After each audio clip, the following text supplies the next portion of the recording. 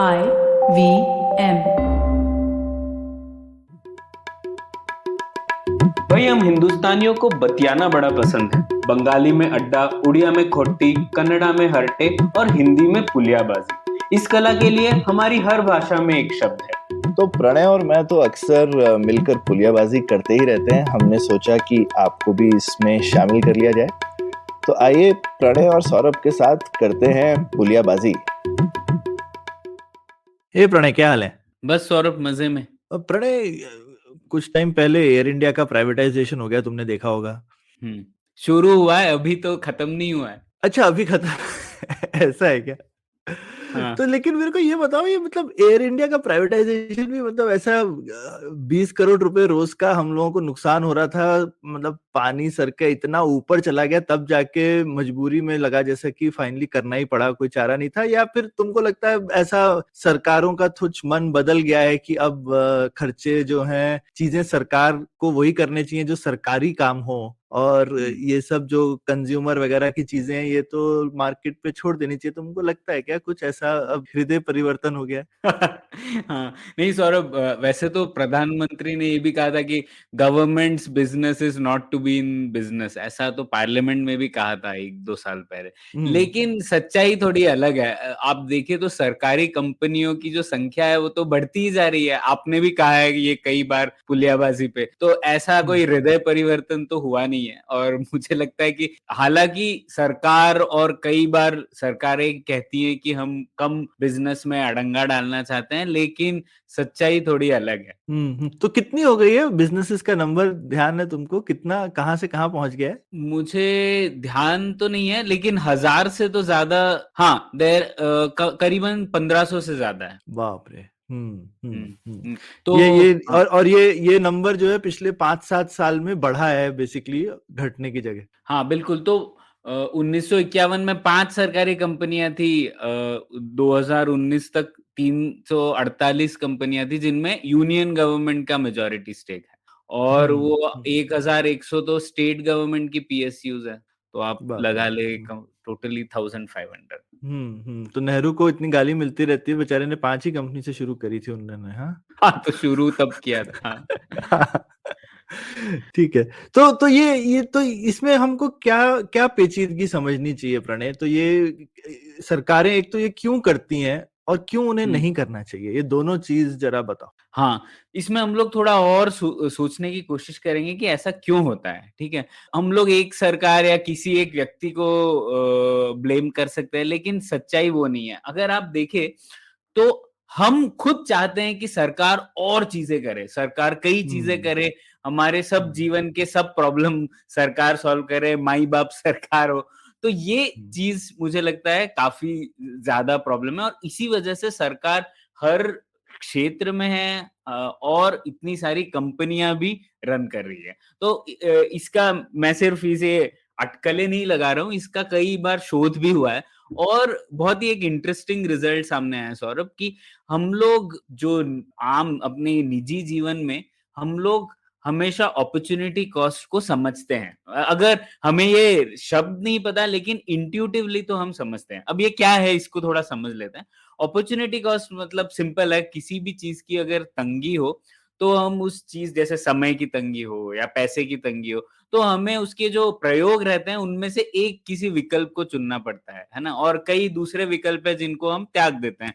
तो अगर आपने 1 घंटा किसी पिक्चर को देखा, तो आपने वो समय, शायद आप पुलियाबाजी सुन सकते थे या आप और कुछ कर सकते थे, आपने वो नहीं किया। तो उस हर एक चीज को आप जब एक विकल्प को चुनते हैं तो आप किसी विकल्प को त्याग देते हैं, और उस विकल्प को त्यागने की जो कीमत होती है, जो लागत होती है, उसे हम लोग अवसर लागत कहते हैं। ठीक है, तो अब क्या होता है कि आम जीवन में जब हम लोग जैसे डिस्कस करते हैं कि आज पिक्चर देखने जाना चाहिए या नहीं, हम लोग अपॉर्चुनिटी कॉस्ट को हमेशा सोचते हैं हमारे मन में। लेकिन अगर हम किसी सरकार को किसी चीज पे खर्च करना है या नहीं, अगर सवाल ये उठता है, तो आम तौर पर कई लोग, सिर्फ भारतीय ही नहीं, विश्व में कई लोग अपॉर्चुनिटी कॉस्ट को नजरअंदाज कर देते हैं। तो उनको लगता है कि सरकार कुछ खर्च करे तो उसकी कोई लागत नहीं होती। जो लागत होती है वो सिर्फ मौद्रिक लागत होती है। मतलब अगर सरकार बोल रही है मैंने 50,000 करोड़ खर्च किए इस पॉलिसी पे, तो सिर्फ वो मेरी लागत है। लेकिन अगर आप थोड़ा और गहराई से सोचे कि सिर्फ वो लागत नहीं है, वो 50,000 रुपए और किसी पॉलिसी में जा सकते थे, और किसी डिपार्टमेंट में जा सकते थे, और किसी बेहतर कारण के लिए जा सकते थे। लेकिन हम अक्सर ये चीज नजरअंदाज कर देते हैं। तो इसका बहुत अच्छा एक स्टडी भी हुआ था journal of economic behaviour and organisation में। उन्होंने कुछ सैंपल सर्वे तैयार किए और लोगों से ये सब पूछा। तो उसमें क्या सामने आया कि वही लोग जो अपने निजी जीवन में बोल रहे थे कि हाँ, अगर मुझे आप याद दिलाएंगे कि मेरी हर डिसीजन का एक अपॉर्चुनिटी कॉस्ट है, तो वो डिसीजन बदल देते थे। लेकिन वही लोग जब सरकार के खर्च की बात आती है तो वो ये सोच रहे ही नहीं थे कि पब्लिक स्पेंडिंग के लिए अपॉर्चुनिटी कॉस्ट होती है। और बेसिकली सरकार का खजाना हो गया कुबेर का खजाना, कितना भी खर्च करते रहो। हाँ, हाँ।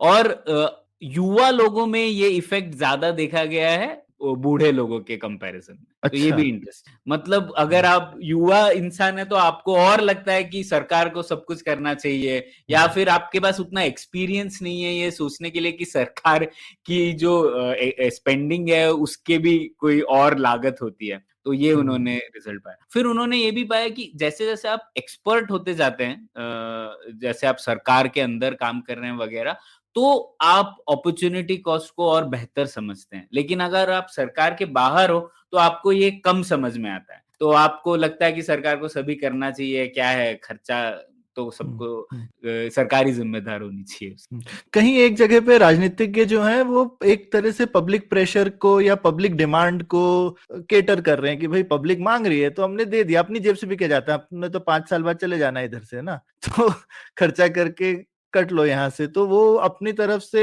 एक तरह से जो डेमोक्रेसी का तकाजा होता है, और इसीलिए खैर हमारे यहाँ रिप्रेजेंटेटिव डेमोक्रेसी होती है कि ऐसा नहीं होता कि लोग सीधा बोलते हैं क्या करना है। हम उम्मीद करते हैं कि राजनीतिक लोग सिर्फ राजनीतिज्ञ नहीं, नेता हैं, और नेता सिर्फ फॉलो नहीं करते हैं, नेता लोगों को फॉलो करवाते हैं अच्छी चीजों के लिए। पर बीच में वो वाला शायद जो तार है वो टूट गया है, जहां पे लोग बोल रहे हैं, लोग चाह रहे हैं, और सरकार बोल रही है ले लो। बिल्कुल। तो इसका काफी शोध भी हुआ कि ऐसा क्यों होता है। मतलब वही लोग जो निजी जीवन में ये इस बारे में सोच रहे हैं, वो सरकारों के बारे में ऐसा क्यों नहीं सोच रहे हैं। तो इसके 3 कारण है सौरभ। एक तो है कि कई बार हम लोग सरकारी खर्चे के से इतना कनेक्टेड नहीं है ना, जितना हम लोग अपने खर्चे से। तो जैसा आपने कहा कि सरकार का खजाना मतलब कुबेर का खजाना ना, तो हम लोगों को ये नहीं लगता कि सरकार के पास भी जो संसाधन है वो सीमित ही है, और वो संसाधन हमसे ही आ रहे हैं। तो अगर सरकार हर चीज में अलग नई कंपनी खड़ी कर देगी तो उसका पैसा भी आप और हम ही भुगतेंगे। तो ये कनेक्शन महसूस नहीं होता, क्योंकि वो तो टैक्स के थ्रू चला जाएगा पैसा, और खर्च जो होगा वो कनेक्टेड नहीं लगता है टैक्स से। तो इसीलिए शायद ये कारण हो सकता है। दूसरा ये कारण होता है कि एक तो है जो राजनीतिज्ञ हैं वो भी कभी ये नहीं बताएंगे कि किसी भी स्कीम की लागत क्या होगी या अवसर लागत क्या होगी। वो उस स्कीम की बेनिफिट्स गिनाएंगे, इससे ये बदल जाएगा, इससे ये फायदे होंगे, लेकिन उसकी लागत क्या है, और लागत में भी सिर्फ मौद्रिक लागत नहीं, अवसर लागत क्या है वो तो वो समझाएंगे नहीं। तो हम लोग भी उसको इग्नोर कर देते हैं, है ना। और तीसरा कारण यह है कि अक्सर हम लोग जब सरकारी खर्चे के बारे में सोचते हैं तो हम डिपार्टमेंट के बारे में सोचते हैं, हेल्थ, एजुकेशन, डिफेंस।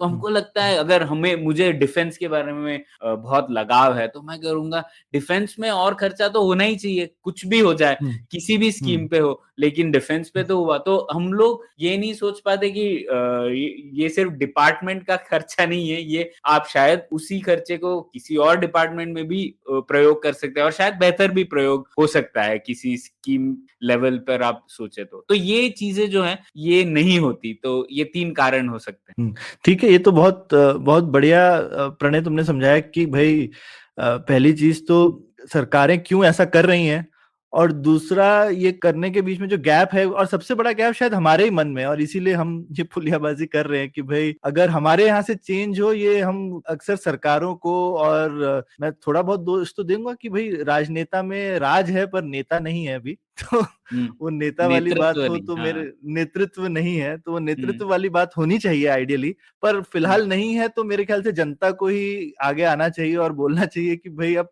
थोड़े ठीक काम की हम मांग करेंगे। बिल्कुल, बिल्कुल।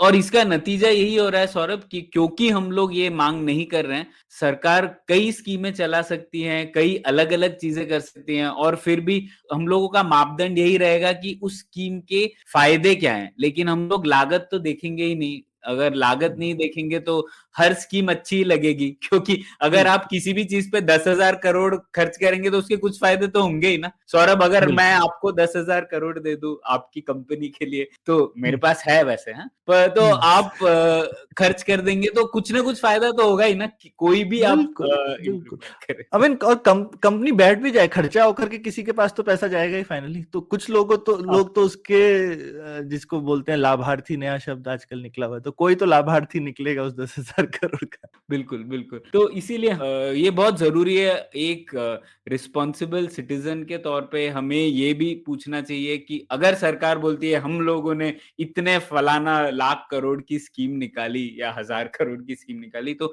हम हमेशा ये सोचे, सिर्फ इसका फायदा न सोचे, बल्कि ये भी सोचे कि इसकी लागत क्या होगी, इसकी अवसर लागत क्या होगी, क्या इस पैसे का बेहतर उपयोग और किसी चीज के लिए किया जा सकता था, या फिर क्या इसका बेहतर उपयोग ये हो सकता था कि सरकार खर्च ही ना करे इसको और शायद मार्केट खर्च करे या आप और मैं खर्च करें। ये समझना बहुत जरूरी है। बिल्कुल। और ये कंपनियों से हमने क्योंकि बात शुरू की थी कि कंपनी तो एक तरीके की परमानेंट लायबिलिटी हो जाती है, एक बार आपने खड़ी कर दी, और हमने एयर इंडिया का एग्जांपल देखा ही है कि एक बार नुकसान में चली गई तो कितना टाइम लगता है बंद करने में। प्राइवेट कंपनी तो 1-2 साल का नुकसान खा के बंद हो जाएगी अपने आप, उसके पास कोई चारा नहीं बचेगा, लेकिन सरकारी कंपनी एक बार शुरू हो गई तो चाहे नुकसान होता रहे, पर वो बंद करना बहुत मुश्किल होता है। तो मेरे को लगता है सरकारी कंपनी खोलना तो बहुत मुश्किल काम होना चाहिए, और बहुत, जिसको कहते हैं, पापड़ बेलने चाहिए सरकार को, मिन्नतें करनी चाहिए, फिर उनको परमिशन मिलनी चाहिए कि आप एक और कंपनी खोल सकते हैं। हाँ, बिल्कुल। ठीक है, बस इस बात पे खत्म करते हैं ये हमारी झटपट वाली पुलियाबाजी। तो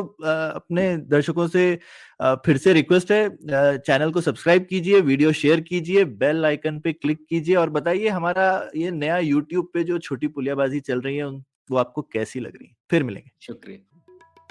उम्मीद है आपको भी मजा आया। यह पॉडकास्ट संभव हो पाया है तक्षशिला इंस्टीट्यूशन के सपोर्ट के कारण। तक्षशिला पब्लिक पॉलिसी में शिक्षा और अनुसंधान के लिए स्थापित एक स्वतंत्र संस्था है। आप दुनिया के किसी भी कोने में हो, आपकी उम्र कुछ भी हो, अगर आप पब्लिक पॉलिसी, विदेश नीति या टेक्नोलॉजी गवर्नेंस में रुचि रखते हैं, तो तक्षशिला की वेबसाइट takshashila.org.in पर उनके कोर्सेज को जरूर चेक कीजिए। और अगर आप पुलियाबाजी में शामिल होना चाहते हैं तो हमसे कनेक्ट कीजिए puliyabazi@gmail.com पर या फिर @puliyabazi ट्विटर पर। शुक्रिया। Hey, it's been another great week on the IVM Podcast Network. On Pesa Vaisa, Anupam is joined by Dr. Gayatri Vasudevan from LaborNet Services. They discuss the challenges and opportunities faced by the informal labor sector in India. On the Life Manifesto, Zarina teaches us how to deal with self-abandonment. On Smarter with Sid, we take a look at what happened over 100 years ago in the 1920s, where the situation was pretty similar to our 2020s. Agriculture played a very vital role in the flourishing of human civilization. Dr. Rajiv and Manik Deshmukh talk about this phenomena on Marathi Khirkitun. The lion is not a pet animal, but it can be adopted by a zoo. On Hansavani, we hear about the strange man who was keen on experiencing the grandeur of the lion. Do follow us on social media. We're IVM Podcast on Twitter, Facebook, Instagram, and LinkedIn. If you're enjoying this show or any of our other shows for that matter, do tell a friend. The word of mouth absolutely is essential to us. Don't forget to rate us on any of the platforms that you've been listening to. And also, I'd like to ask everybody to check us out on YouTube. We have a number of channels going. You can find all of them on ivmpodcast.com/YouTube. And finally, we'd like to thank our sponsors this week, Cred, Bank of Baroda, CoinSwitch, Kuber, and Intel. Thank you so much for making this possible. Are you looking for finance products and services that can enhance your personal finance experience? Are you looking for a space to talk about your financial product or service?